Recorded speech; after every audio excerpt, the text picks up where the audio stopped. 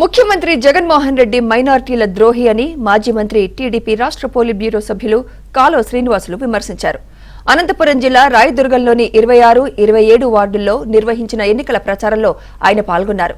ఈ సందర్భంగా ఇంటింటికి వెళ్లిన ఆయన సూపర్ 6 కు సంబంధించిన కరపత్రాలను పంపిణీ చేశారు.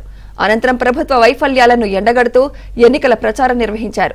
మైనార్టీల సంక్షేమాన్ని విస్మరించిన జగన్ కు పతనం తప్పదని కాలువ శ్రీనివాసులు మండిపడ్డారు. జగన్ పాలనలో ముస్లిం మైనార్టీలు అణిచివేతకు గురయ్యారని ఆవేదన వ్యక్తం చేశారు. నిబంధనల పేరుతో దుల్హన్ పథకాన్ని నీరుగార్చిన జగన్ ప్రభుత్వానికి మైనార్టీలు తగిన గుణపాఠం చెప్పాలని విజ్ఞప్తి చేశారు.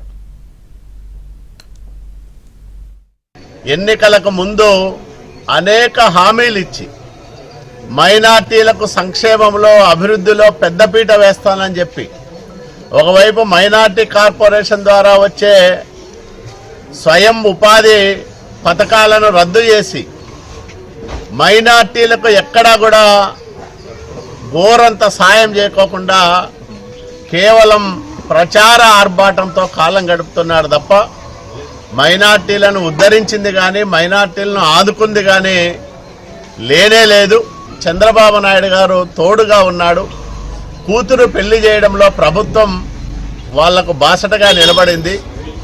వాళ్ళ ఆర్థిక వ్యయంలో ప్రభుత్వం కూడా భాగం తీసుకుంది. మరి ఇప్పుడు అట్లాంటి వాతావరణమే లేదు ఎక్కడ చూసినా. జగన్మోహన్ రెడ్డి వచ్చినాక చాలా దుర్మార్గంగా వ్యవహరిస్తూ ఉన్నాడు. మైనార్టీల అణచివేత చాలా దారుణంగా జరుగుతూ ఉంది.